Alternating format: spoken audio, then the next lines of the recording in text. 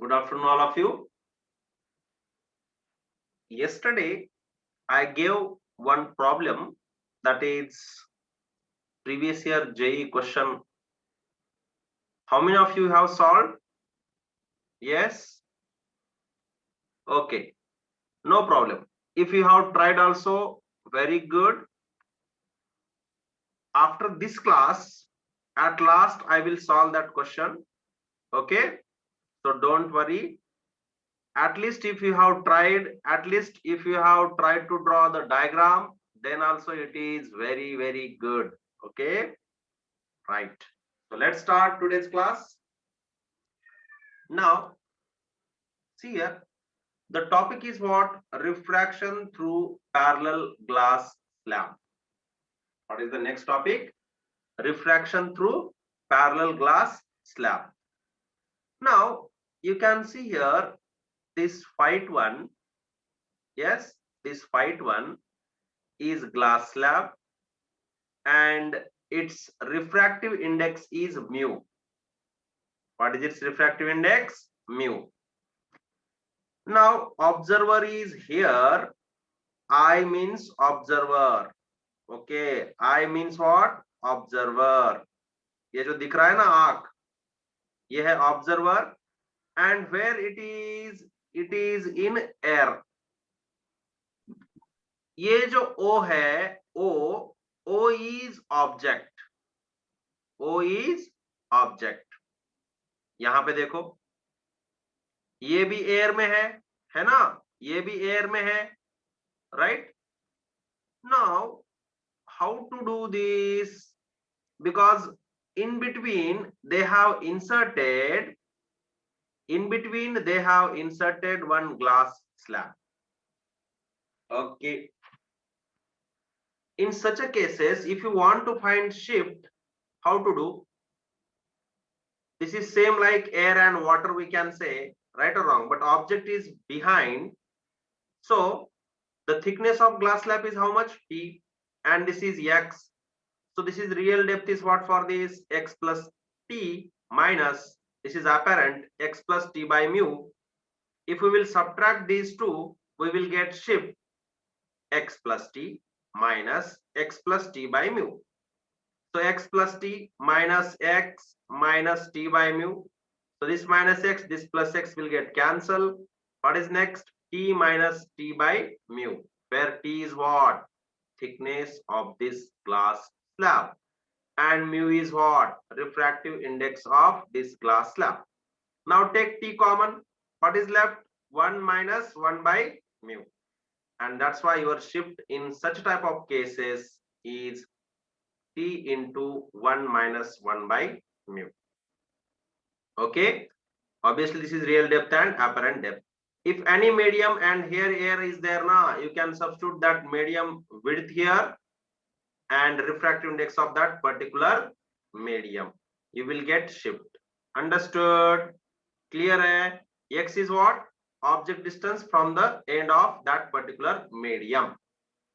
Yes.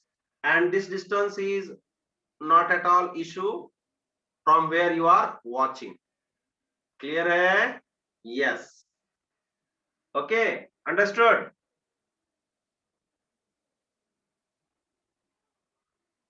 Yes, right. Okay, let's go ahead. Now, next one, that is lateral displacement of emergent beam through glass slab. Now, what we are going to learn? Lateral displacement of emergent ray through glass slab. ध्यान से सुनो, very easy. So first what I am doing, I am drawing one glass slab. So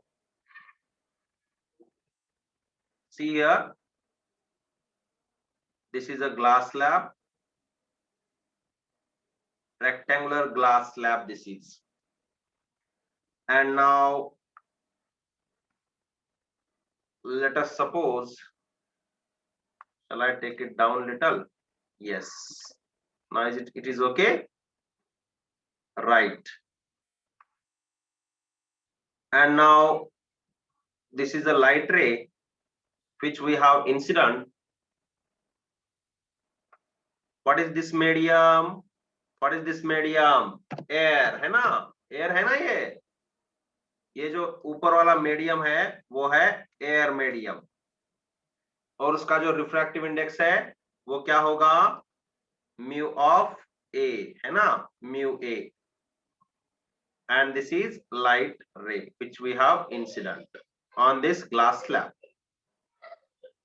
Now let's draw one normal which is here, so that we can measure angle of incidence and refraction with respect to this normal. Yes, this is a normal. And now this angle is angle of incidence. And let's assume that this point is point O. Okay, this point is what? Point O. Understood, right? Now, which one is denser medium? This glass is denser medium, air is rarer medium. Ray will bend towards the normal or away from the normal? Towards the normal.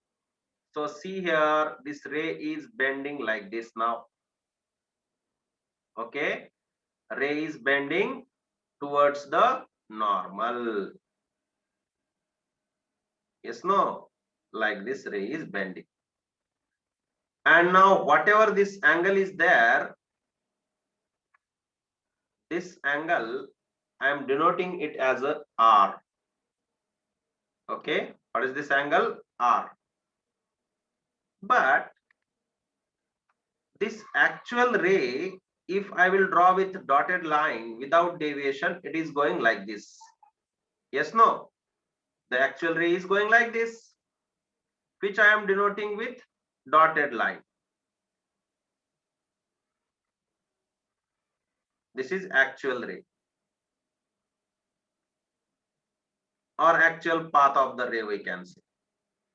But it got deviated from its mean path due to the change in medium, or we can say due to the refraction. Yes, right. Let us assume that the thickness of this glass slab is T.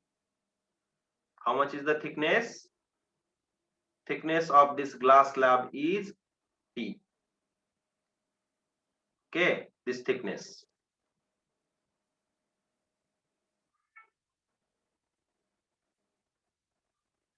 Right. Now, again, if I will draw one normal where at this point, because ray is going to emerge out from this point. Yes, no? So, again here, the angle, whatever it is making, I am denoting it as a R dash. What is that angle? R dash. Yahan pe dekho R dash, right? And then as it is emerging out, how it will go? Parallel to the actual ray, hai na? Parallel to the actual ray, we can say. Yes.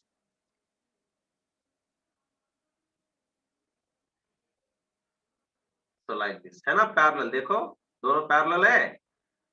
Right. I am denoting just with, this is with dotted line only. It is emerging parallel to the previous one. Any doubt now here? Till here, everything is clear?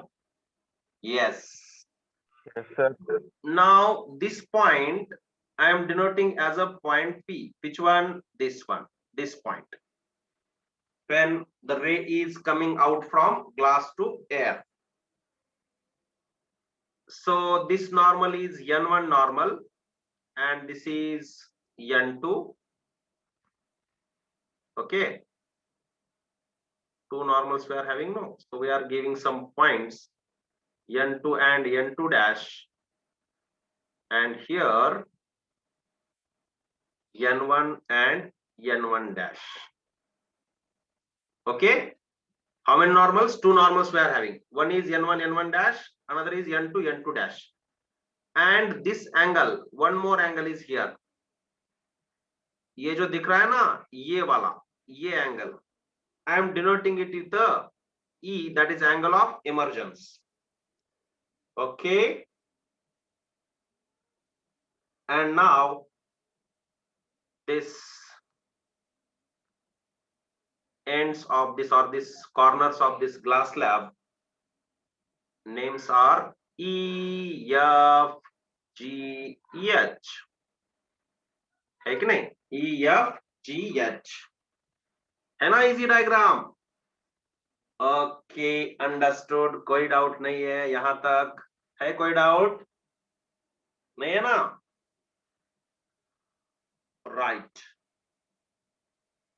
तो अब देखो, यहां से from this point I am drawing one normal with black color. You can see one normal I am drawing here. This is normal.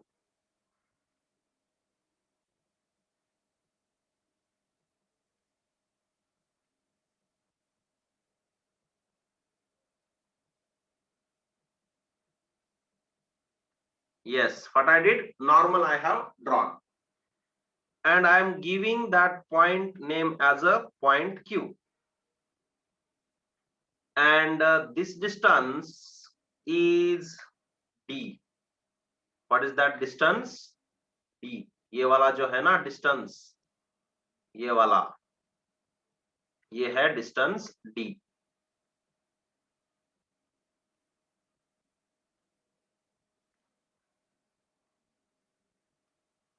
Okay, clear? और ये point मैं देता हूं आप पॉइंट बी, ये वाला emerging point B, and this is O P B हो गया. और कुछ नाम देंगे इसको? हाँ, और एक चाहिए मुझे. मैं ये जो नॉर्मल दिया है ना, एन एन वन डैश और एन वन डैश, मैं अगर इसको इलांगेट करूं कहां तक? सीधा यहां तक. ये देखो, यहां तक. तो ये जो पॉइंट है, इस पॉइंट को मैं नाम देता हूं यम. यहां पे एक पॉइंट है, उसका नाम है यम. ठीक है? Right, understood. अब ये जो एंगल है, कौन सा एंगल? ये वाला. इसको कौन सा कलर लेंगे? ग्रीन लेंगे. ये देखो, ये वाला एंगल. ग्रीन अच्छा नहीं लग रहा है, ब्लू लेंगे. ठीक है, ये देखो, ये दिख रहा है. अब ये जो एंगल है, इसको मैं थोड़ा सा बड़ा करता हूं ताकि आपको समझ में आए. बोलो, ये एंगल क्या होगा? ये आई है तो ये भी आई होगा, उसमें से आर चले गया. Can I write here as I minus R? I minus R, yes, ठीक है ना? ये एंगल क्या होगा? I minus R. सही है ना? Yes, good, right.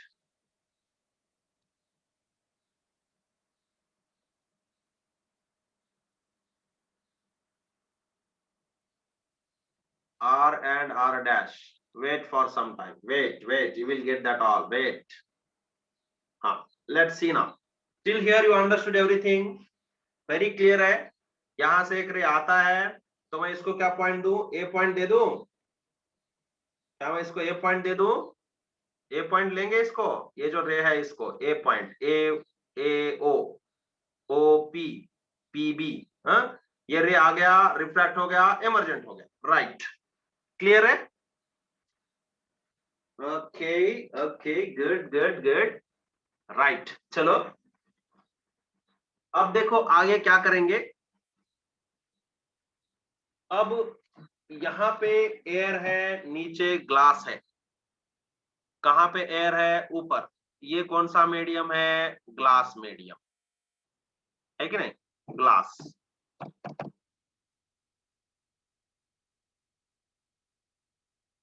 ओके, और इसका जो रिफ्रैक्टिव इंडेक्स है वो क्या है?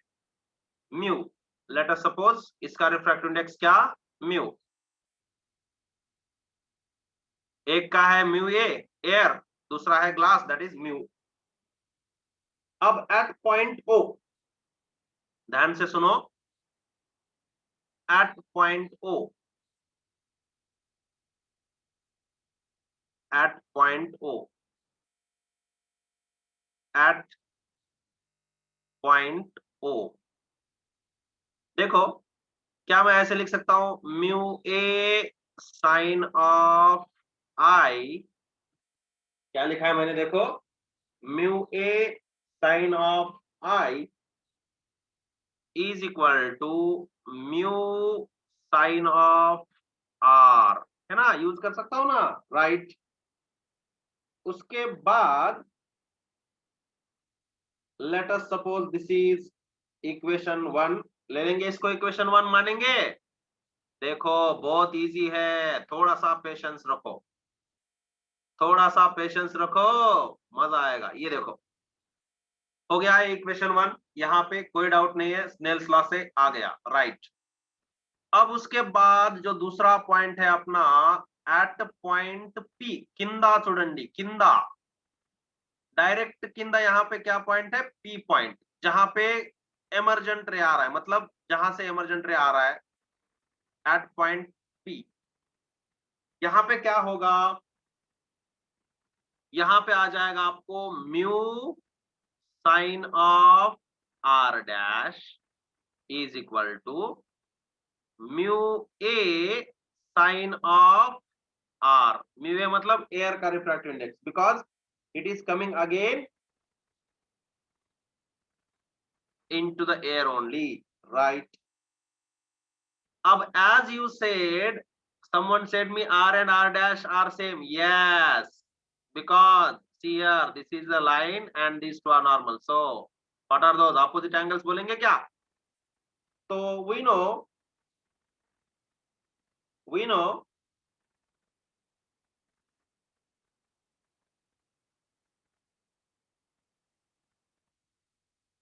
हाँ, यस, अल्टरनेट इंटरनियर, ओके, जो भी है, हाँ चलो ये देखो, we know R is equal to R dash, opposite interior angle जो भी है, आर आर डैश, है ना, and yes yes yes, sine ही आना चाहिए यहाँ पे, yes you are right.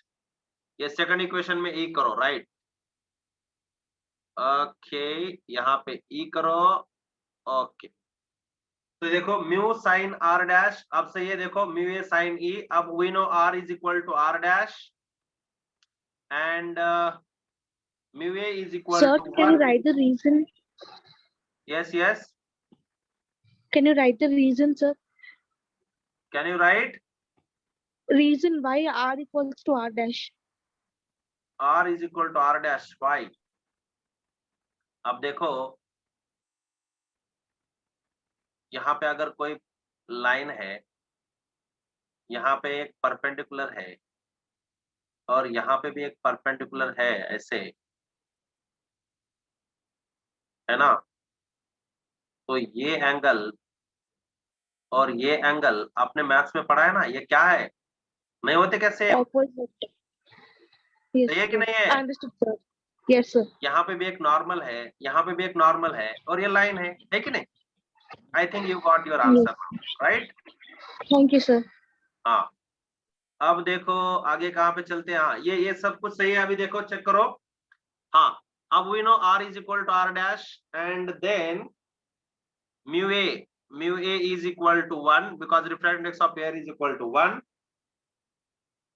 And sine I is equal to sine E, सही है ना, क्योंकि देखो यहाँ पे तो सेम है फिर से, है कि नहीं, दोनों पैरेलल यहाँ पे, तो sine I is equal to sine E, और even I can write E is equal to I, आपको पता है angle of incidence is equal to angle of emergence in this case, because अगर आप देखोगे ये पैरेलल लाइन, ये parallel line और ये नॉर्मल सेम ही है, तो दोनों एंगल सेम रहेंगे। इसको मैं रेड से बॉक्स करता हूं ताकि आपको सब सब्स्टिट्यूशन में याद आ जाए, समझ में आ रहा है? ध्यान से देखो, मैंने जो भी लिखा है वो 2-3 बॉक्स लगा रहा हूं इसको, बिकॉज यही हम सब्स्टिट्यूट करने वाले आगे। ठीक है, समझ में आ रहा है ये बॉक्स? Okay, right. चलो अब आगे बढ़ते हैं। अब यहाँ पे जो लैटरल डिस्प्लेसमेंट है, लैटरल डिस्प्लेसमेंट हमें फाइंड आउट करना है। लैटरल डिस्प्लेसमेंट, लैटरल डिस्प्लेसमेंट है डी। लैटरल डिस्प्लेसमेंट कौन सा है? Small D. तो small D is nothing but what? P Q, है कि नहीं? देखो इसमें ये जो दिख रहा है ना, परपेंडिकुलर मैंने ड्रॉ किया था, ये है lateral displacement, right? P Q, lateral displacement D is equal to P Q. तो क्या मैं ऐसे लिख सकता हूं, P Q is equal to OP sine I minus R. इसके लिए मैं आपको थोड़ा सा ट्रायंगल और ज्योमेट्री दिखाऊंगा। ट्रायंगल ओपी क्यू देखो, triangle OP Q, O P Q, है कि नहीं? राइट एंगल ट्रायंगल दिख रहा है क्या? दिख रहा है क्या ट्रायंगल ओ पी क्यू? ये देखो लाल वाला जो है वो घूम रहा है उसके ऊपर, राइट? हाँ, यस। अब ये ट्रायंगल ओपी क्यू में मैं क्या करता हूं, देखो, साइन आई माइनस आर, साइन I minus R is equal to what? Opposite by hypotenuse। तो ये क्या? तो ये अपोजिट क्या होगा? PQ। और नीचे क्या आ जाएगा? क्या आ जाएगा नीचे? OP आ जाएगा। Yes, OP।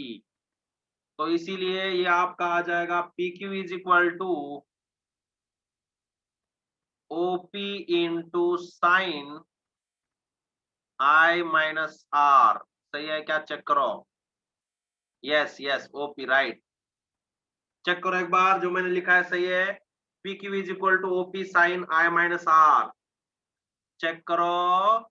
Yes, right. Okay, उसके बाद अब देखो हमें क्या चाहिए, बिकॉज हमें ओपी तो मालूम है नहीं, वी डोंट नो ओपी, है ना? ओपी हमें पता नहीं है, तो ओपी को हम रिप्लेस करेंगे। उसके लिए मैं यहाँ पे थोड़ा सा पिंक कलर ले रहा हूं। यहाँ पे देखो मैं कौन सा ट्रायंगल ले रहा हूं। In triangle O M P, ये देखो कौन सा ट्रायंगल है? ये ओ एम पी, ये दिख रहा है क्या? ये देखो इसके ऊपर मैंने dot dot dot dot dot dot ऐसे जो लगाया है ना, वो वाला ट्रायंगल लेना है हमें। सही है? अंडरस्टैंडिंग? इसको मैं थोड़ा सा शेड भी करता हूँ पिंक लाइन से। आप देखो, ये देखो, ये दिख रहा है क्या? ये पिंक पिंक वाला, है ना? समझ में आ रहा है? ये वाला ट्रायंगल लेंगे, जिसको मैंने अभी शेड किया है, राइट? हाँ, ट्रायंगल ओ एम पी, ये ओ, ये एम, और ये पी। ओके, दिख गया, दिख गया, अच्छे से दिख गया, है ना? इसको मैं पिंक कर देता हूँ, राइट? हाँ, दिख रहा है ये पॉइंट? हाँ, चलो अब देखो ट्रायंगल ओ एम पी में अगर मैं ये कॉस आर ले लूं, कॉस ऑफ आर, तो क्या होगा? एडजेसेंट बाई, हाँ ये देखो, एडजेसेंट बाई हाइपोटेनस, है ना? तो क्या होगा ये? ओ एम बाई ओपी होगा। ओ एम बाई ओपी, सही है क्या? चेक करो एक बार। O M adjacent, hypotenuse is OP. तो अगर मुझे अब ओ एम, नहीं ओपी चाहिए ना, ओपी, क्योंकि हमें यहाँ पे ओपी सब्स्टिट्यूट करना है। तो ओपी इज इक्वल टू क्या होगा? ओम बाई कॉस आर। सही है क्या? चेक करो। अंडरस्टैंड? कुछ डाउट है? क्लियरली समझ में आ रहा है? O M by cos R. Okay, yes yes yes, O M by cos R. Yes yes, okay. अब यहाँ पे जो ओ एम है, ओ एम हमें पता है क्या है? O M thickness of glass slab, है ना? तो इसी के ऊपर मैं लिखता हूं आगे, that is equal to T by cos R. है ना, t बाय cos r दिख रहा है यहाँ पे, t by cos r।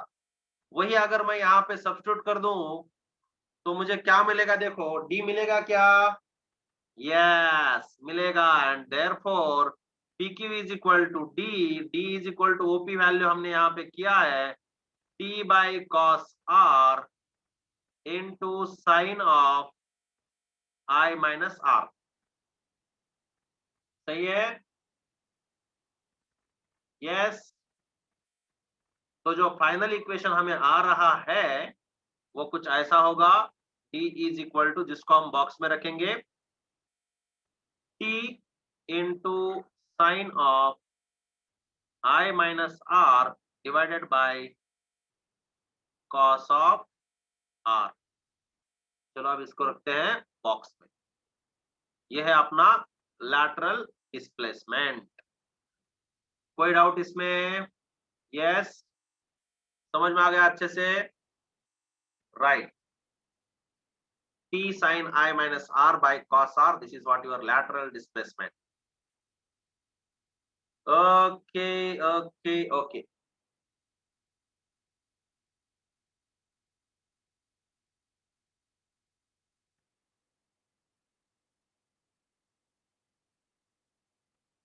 Right. हो गया, denoted d in क्या हुआ यहाँ पे, है ना रे रेड में, देखो यहाँ पे है रेड में, डिनोट किया है ऑलरेडी। ये देखो, ये डी दिखा है क्या, दिख रहा है क्या मेहर, माधुरी? ये देखो रेड वाला दिख रहा है क्या, डी डिनोट किया है मैंने, नहीं दिख रहा है? ये देखो यहाँ पे, ये देखो इधर डिनोट किया है PQ। हाँ यस, ओके गुड। और कोई once you rewind, this you want Charmika? Yes, sir, this page. Okay, take it fast, this is your first page. Okay, हो गया? Yes, sir, done. हाँ, this is your second, right. हाँ हो गया ये, अब हो गया ये लैटरल शिफ्ट। देखो, lateral displacement of emergent beam through glass slab, यही था हेडिंग और यही आ गया एक्सप्रेशन। चलो अब आगे बढ़ते हैं, राइट। अब जो नेक्स्ट है, note point, if I is very very small, note point दिख रहा है, ये कलर नहीं दिखता है तो पिंक से करेंगे। नोट पॉइंट ये दिख रहा है अच्छे से, हाँ। If angle of incidence I is very very small, I is very very small, then R is also very very small, है ना, R is also very small। जब I भी छोटा है, R भी छोटा है, तो क्या होगा, sin I is nearly equal to I, yes, and sin R is nearly equal to R। रुको, गड़बड़ मत करो, रुको। sin I is equal to I, sin R is equal to R, सही है ना? And then cos R is nearly equal to 1, cos R is tends to 1, so sin I by sin R is equal to mu, है ना? sin I by sin R is equal to mu will become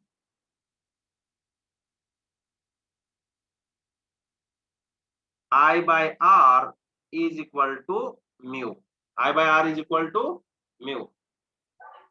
अब यहाँ पे मैंने किधर भी I is equal to R नहीं बोला है, इसलिए जीरो नहीं आएगा। I is not equal to R, but they are very very small, I am saying। तो हमें जो फॉर्मूला आया है, अभी देखो, D is equal to, यहाँ पे क्या फॉर्मूला आया था, T into sin I minus R, तो न्यूमरेटर को मैं क्या लिखूंगा, t into I minus R लिखूंगा, t into I minus R. ये जो साइन आई माइनस आर है इसको मैं क्या लिखूंगा, ओनली आई माइनस आर। नीचे जो cos r है उसको मैं क्या लिखता हूं, 1, क्योंकि ये cos r टेंड्स टू 1 है, राइट। अब इसके बाद मैं क्या करता हूं, इसमें से ये हो गया मेरा t into I minus R. अब इसमें टी आई कॉमन लेता हूं, टी आई कॉमन लिया तो यहाँ पे बचा क्या, 1 minus R divided by I, क्योंकि इसको डिवाइड करना पड़ेगा, है ना, तभी आएगा ना सेम वैल्यू। तो ये हो गया मेरा डी का वैल्यू। Yes,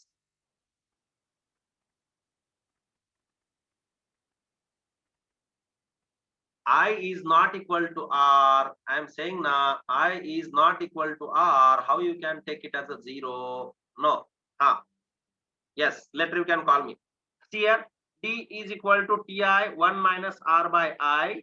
Yes. Okay. अब इसके बाद क्या कॉमन लिया, Ti 1 minus R by I है, तो हमें यहाँ पे I by R is equal to mu है ना, तो 1 बाई आई बाई आर अगर मैं कर दूं तो ये क्या आ जाएगा, 1 बाई म्यू आ जाएगा। तो ये क्या, चेक करो, जो मैंने लिखा है वो सही है। देयरफॉर क्या मुझे ऐसे आएगा, d is equal to T I into 1 minus 1 by mu. This is the formula for normal incidence, we can say normal incidence, nearly normal incidence। ठीक है, क्लियर है, और किसी का कुछ डाउट है तो बोलो। Yes, right. तो ये है formula T I into 1 minus 1 by mu, और ये नोट पॉइंट समझ में आया सबको? ओके, राइट, आगे बढ़ेंगे, हो गया।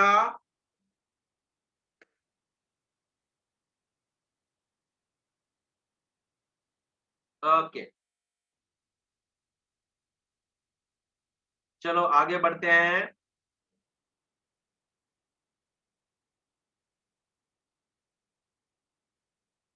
राइट, नेक्स्ट जो है जिस पे हमने क्वेश्चन दिया है, जिस पे मैंने आपको क्वेश्चन दिया था कल होमवर्क के लिए, वही टॉपिक अब हम पढ़ेंगे, that is refraction through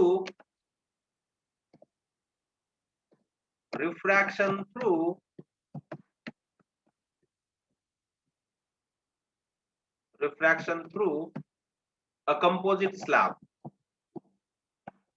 composite slab मतलब सो मेनी स्लैब्स, है ना, जैसे कि एक के बाद एक डिफरेंट डिफरेंट मीडिया है, वो हम इसमें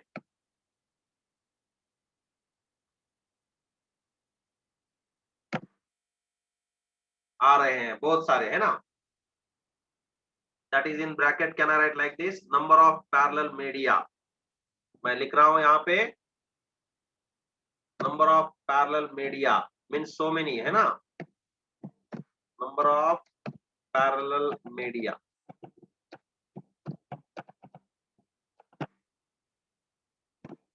और इसी के ऊपर आपको क्वेश्चन दिया था मैंने एक, जो हम इसके बाद खत्म करेंगे। चलो, हो गया, ये है new topic, refraction through a composite slab.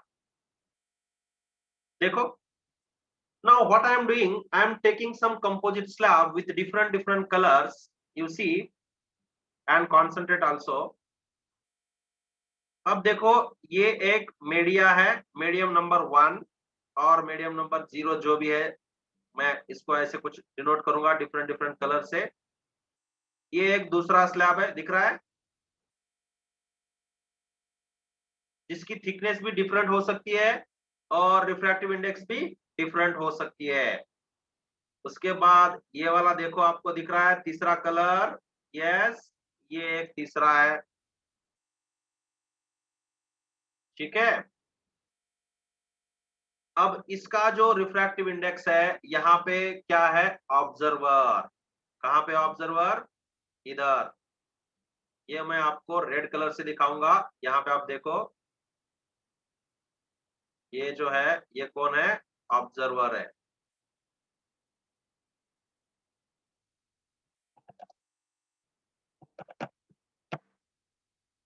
यहाँ पे ऑब्जर्वर है और ये एक मीडियम में है, जिस मीडियम का रिफ्रैक्टिव इंडेक्स है n नॉट और म्यू नॉट। आप बोलो mu naught. Refractive index of this medium is mu naught. अब यहाँ पे आप देख लो, मैं ये जो ब्लैक कलर का दिखा रहा हूं आपको, यहाँ पे दिख रहा है ये ब्लैक कलर का डॉट, यहाँ पे है ऑब्जेक्ट। यहाँ पे कौन है? ऑब्जेक्ट है। यहाँ पे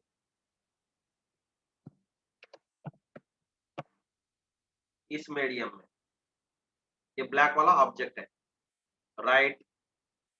अब इसका जो रिफ्रैक्टिव इंडेक्स है वो मैं दे रहा हूं आपको म्यू 1, इसका रिफ्रैक्टिव इंडेक्स है म्यू 2 और इसका रिफ्रैक्टिव इंडेक्स है म्यू 3। अब रही बात इस थिकनेस की, तो ये जो पहला मीडियम है उसका जो रिफ्रैक्टिव इंडेक्स, उसका जो थिकनेस है वो है T1, इसका जो थिकनेस है वो है T2 और इसका जो थिकनेस है वो है T3, राइट। समझ में आ रहा है? आ रहा है ना? यस।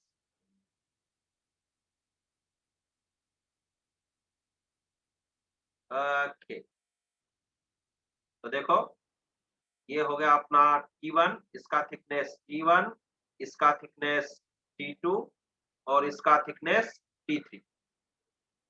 अब इसमें जो ऐसे 100 मेरे नंबर अगर आपको n तक है, बहुत सारे मीडियम है ऐसे, तो ये प्रॉब्लम कैसे सॉल्व करना है देखो एक बार।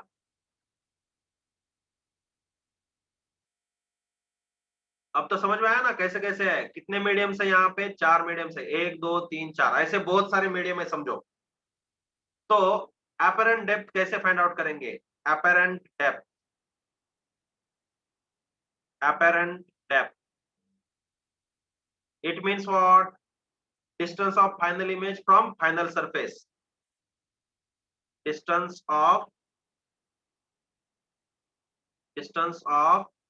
final image from final surface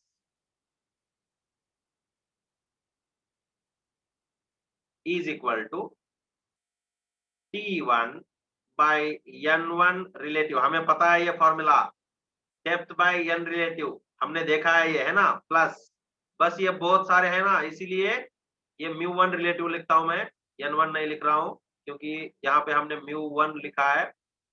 तो ये है μ1। देखो थिकनेस किसका है? इसका, उसी का रिलेटिव रिफ्लेक्टिव इंडेक्स ले लो, तो इसीलिए यहाँ पे μ1 रिलेटिव प्लस T2 बाय यहाँ पे क्या होगा? μ2 relative plus T3 divided by μ3 relative plus so on plus up to Tn divided by μn relative. Okay sir, understood. But what is this n relative? मैं यहाँ पे कोने में लिख दूंगा। उससे पहले और एक फॉर्मूला, क्योंकि अपरेंट डेप्थ तो हमें आ गया, उसके बाद है अपरेंट शिफ्ट। अगर हमें अपरेंट शिफ्ट चाहिए ऐसे केसेस में तो कैसे करेंगे? ये देखो अपरेंट शिफ्ट, अपरेंट शिफ्ट ये भी हमने देखा है फॉर्मूला। तो T1 into bracket 1 minus 1 by n1 relative, μ1 relative, क्योंकि यहाँ पे मैंने म्यू लिया है तो इधर म्यू कर दो, μ1 रिलेटिव, ये भी हमने देखा है पहले ही, μ1 relative plus T2 into bracket 1 minus 1 by μ2 relative plus so on plus up to Tn into 1 minus 1 by mu n relative. This is what apparent shift in such type of cases. अब आपको एक ही doubt है कि sir ये mu relative कैसे substitute करना है। यहाँ पे देखो टी जो है वो थिकनेस है, ये तो आपको मालूम है। यहाँ पे मैं येलो से लिख रहा हूं, where T is thickness, T is thickness and n1 relative is equal to n1 divided by observer किस में है, n0 में, दैट इज म्यू1। ये n1 ही आ रहा है मुझे, हमने म्यू1 लिया है ना, तो यहाँ पे म्यू1 रिलेटिव करो, तो ये है mu one relative is equal to mu one divided by म्यू0। सिमिलरली अगर यहाँ पे म्यू2 रिलेटिव है तो क्या लेंगे, म्यू2 बाय म्यू0। अगर म्यू3 रिलेटिव है तो क्या लेंगे, म्यू3 बाय म्यू0 and so on. Understood, clear है। ये आपको याद रखना है हमेशा, ETC हमेशा म्यू0, क्योंकि ऑब्जर्वर किस में है, म्यू0 में है। क्लियर है, अंडरस्टूड। अब करेंगे प्रॉब्लम सॉल्व कल का, बहुत इजी है, ये आ गया आपको तो बहुत इजीली आपको समझ में आएगा। आप इसको भी एक बॉक्स लगा लो, इसको भी एक बॉक्स लगा लो इस फॉर्मूला के, राइट है, क्लियर है, समझ में आया, कोई डाउट? ओके राइट, चलो आप कल का प्रॉब्लम सॉल्व करेंगे। राइट, तो चलो अब मैं जा रहा हूं प्रॉब्लम की तरफ।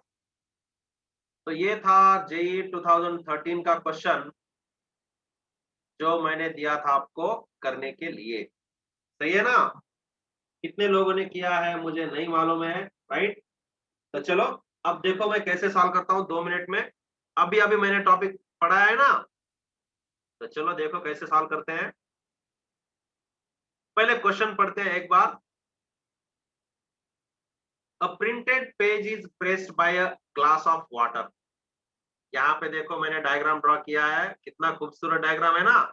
ये प्रिंटेड पेपर, यहाँ पे ग्लास है, यहाँ पे पानी है, और ये जो व्हाइट कलर का दिख रहा है वो उसका जो नीचे वाला बेस है ना, उसका विड्थ है। यहाँ पे आंख है, यहाँ से आप देख रहे हो। A printed page is pressed by a glass of water. The refractive index of the glass and water is 1.5 and 1.33.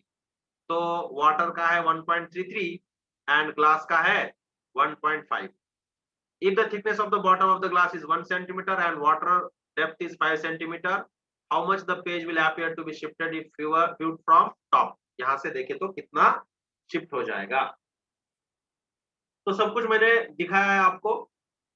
आपको क्या चाहिए, अपरेंट शिफ्ट चाहिए, है ना। तो अभी अभी हमने देखा है फॉर्मूला, तो क्या देखेंगे, देखो इसको कैसे यूज करता हूँ डायरेक्ट फॉर्मूला में। क्या मैं डायरेक्ट शिफ्ट का फॉर्मूला यूज कर सकता हूँ यहाँ पे, yes, T1 into 1 minus 1 by mu one relative. अभी अभी हमने देखा है ना, क्योंकि वाटर और ग्लास कंपोजिट स्लैब्स है, plus T2 into 1 minus 1 by mu two relative, सही है। ओके नाउ चलो अब ये जो है T1 1 माइनस म्यू1 रिलेटिव, मतलब ये तो एयर में है, तो डेफिनेटली क्या आएगा, क्या आएगा, म्यू1 रिलेटिव क्या आएगा, बोलो बोलो, ये खाली mu G by mu A आएगा, तो 3/2, राइट। उसके बाद दूसरा जो है T2, वो क्या आ जाएगा, 1 माइनस 1 बाई, ये कौन सा है, वाटर का है, 1.33 मतलब कितना होगा, 4/3। अब T1 और T2 का वैल्यू भी सब्स्टिट्यूट करो। T1 कितना है, T1 ग्लास का 1 इंटू ये 2/3, 1 माइनस 2/3 प्लस ये T2 वाटर का है, वाटर का कितना है 5 सेंटीमीटर, 1 माइनस 3/4। उसके बाद 1 इंटू 3 माइनस 2 डिवाइडेड बाई 3, सही है क्या, चेक करो, 3 minus 2/3 plus 5 into 4 minus 3 by 4 सही है, चेक करो, yes, okay, is it correct? हाँ, यस यस यस ईशान। अब इसके बाद क्या करेंगे, बोलो यहाँ पे कितना आता है, 1 into 1/3, तो डायरेक्ट मैं 1/3 लिख रहा हूँ, प्लस ये भी फिर से 5/4 आ जाएगा ना, तो ये आ जाएगा 5/4। करो अब इसका एडिशन, 4 अधिक 5 3 15 डिवाइडेड बाय दिस इज 12, है ना। तो यस इज इक्वल टू आ जाएगा 19/12। तो 19/12 कितना होता है, करो, कितना आ रहा है, 19/12 कितना आ रहा है, 1.58, 1.58, जो कि ऑप्शन में है नहीं, इसका मतलब ये ऑप्शन ही रॉन्ग है। यस, 1.58 नियरली 1.6, तो 1.58 सेंटीमीटर, तो इसका जो ऑप्शन है वो रॉन्ग है, इसके आपको मार्क्स मिल जाएंगे। Yes is equal to 1.58 centimetre. समझ में आया कैसे यूज करना है? ओके, ये ऑप्शन में कुछ भी नहीं है, इसको ऑप्शन रॉन्ग है, कोई बात नहीं, इसको कुछ चेंज करो, इसमें 1.58 करो कुछ तो, हाँ हाँ, इसके आपको मार्क्स मिल जाएंगे, no problem, right, yes, clear है, अंडरस्टूड, कोई डाउट? तो नन नन करके लिखो, नन ऑफ द अबो, है ना, नन ऑफ द अबो, ये एड स्कोर वाला क्वेश्चन है, एड स्कोर, राइट, क्लियर, कोई डाउट? ये जो हमने अभी पढ़ा है ना वो इंपॉर्टेंट है, जो मैंने आपको लास्ट में बोला था ना, ये शिफ्ट का जिसके ऊपर एक क्वेश्चन आया है, वो समझना बहुत इंपॉर्टेंट है, रिलेटिव का, म्यू1 रिलेटिव। एक बार फिर से नोट्स में लिखने के बाद एक बार देखो आप, try to understand all the formulas. ये रे ऑप्टिक्स है, डायग्राम के लिए बहुत सारा टाइम जाता है और थोड़ा सा समझने के लिए भी आपको टाइम लगेगा, तो धीरे से पढ़ो, कुछ भी नहीं है, बहुत इजी है, right, even you can do so many experiments also at home. Yes, wait, I will yes, I will see, could you send more problems on this concept? Yes, तो मैं क्या करता हूँ, जो भी प्रीवियस ईयर के questions slab पे है वो मैं आपको देता हूँ, ठीक है, which page you want? This is last page, ये सबसे पहला पेज है, ये दूसरा पेज है, ये तीसरा पेज है,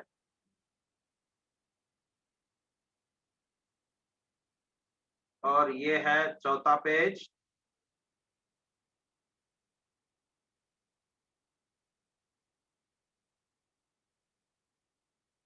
और ये जो 1 नंबर का है वो लास्ट को, क्लियर है? हाँ, चलो मैं रुकता, अब हम रुकेंगे यहाँ पे, तो मैं ये लिंक भेजता हूँ, बाद में आप पेज भी देख सकते हो कौन सा कहाँ पे है, ठीक है, राइट, और मैं कुछ प्रॉब्लम्स सेंड करूंगा, आप ट्राई करो सॉल्व करने की, ओके, बाय।